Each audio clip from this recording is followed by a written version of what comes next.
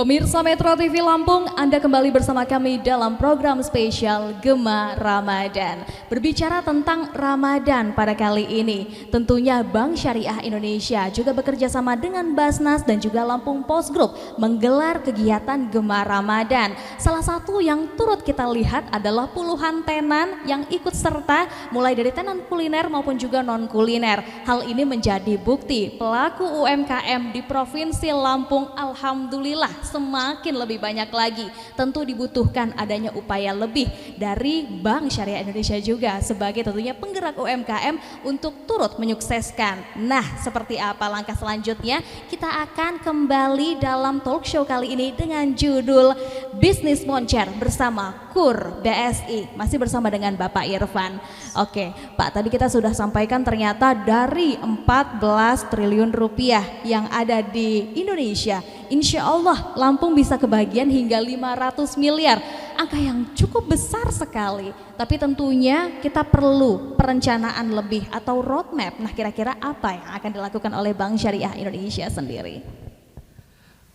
Kalau berdasarkan arahannya dari Permenko atau pemerintah, KUR itu disalurkan 60%-nya untuk sektor-sektor produktif.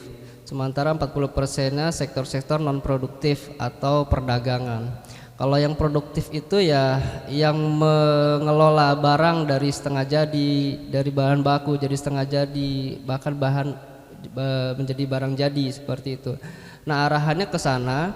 Sektornya apa saja produktif itu termasuk dari perikanan, terus pertanian, termasuk usaha-usaha yang mengelola barang menjadi barang jadi, termasuk kuliner-kuliner di seberang depan itu termasuknya termasuk yang produktif seperti Luar itu. biasa. Jadi karena kalau misalkan dia untuk yang jual beli aja gitu, yang non produktif tadi jual beli barang jual kembali ya hanya sebatas itu, tapi tidak menyerap tenaga kerja. Kenapa sih arahnya ke 60% itu ke yang produktif?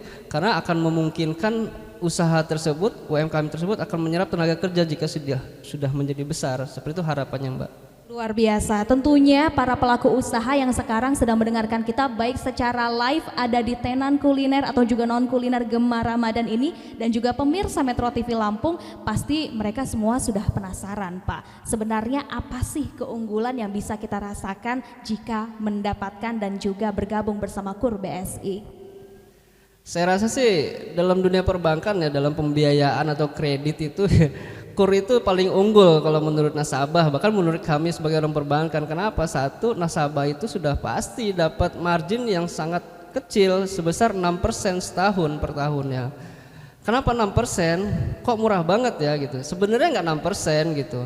Kalau ada produk di atas pembiayaan di atas 100 juta itu sebenarnya 10,5%, tetapi pemerintah mensubsidi sebesar 5,5% marginnya gitu. Jadi 5,5% dibayar oleh pemerintah, 6%-nya dibayar oleh nasabah atau masyarakat seperti itu. Atau yang di bawah 100 juta itu sebenarnya margin 16,5%, Mbak.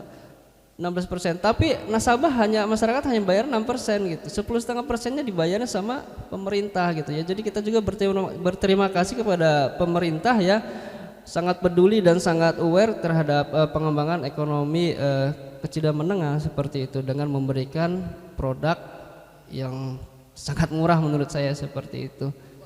Begitu, Mbak. Luar biasa, ini yang kita rasakan sinerginya antara pemerintah, lembaga keuangan syariah, dan juga pastinya para pelaku usaha dan masyarakat yang ada. Tentu kita juga ingin mengetahui produk-produknya dalam mendapatkan, ini kita bisa rasakan manfaatnya dalam bentuk apa saja, Pak Irfan? Jadi produknya sih sebenarnya satu produk itu pembiayaan pada sektor pembiayaan untuk membiayai usaha ya.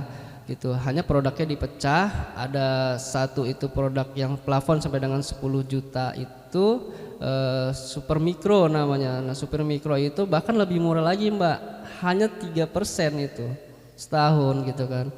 Itu spesial banget itu ya, itu untuk yang kecil-kecil banget gitu, sangat mikro, usaha-usaha sangat mikro gitu. Kemudian ada yang plafon sampai dengan 100 juta, itu KUR mikro disebutnya. Kemudian dari 100 juta ke atas sampai dengan 500 juta itu disebutnya KUR kecil gitu.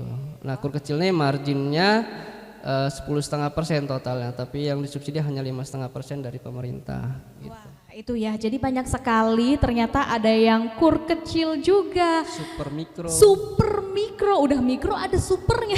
Luar biasa sekali tentunya ya. Nah, pasti kita perlu banget ada persyaratan dan juga persiapan yang harus dilakukan. Nah, kira-kira Pak, apa yang perlu kita lakukan untuk mempersiapkan diri mendapatkan kur BSI? Baik. Jadi saya pastikan bahwasanya ASN tuh nggak bisa terima kur, Baik. TNI nggak bisa gitu kan, kemudian Polri juga nggak bisa gitu. Kenapa? Karena emang kur ini khusus buat orang-orang atau masyarakat yang memiliki usaha.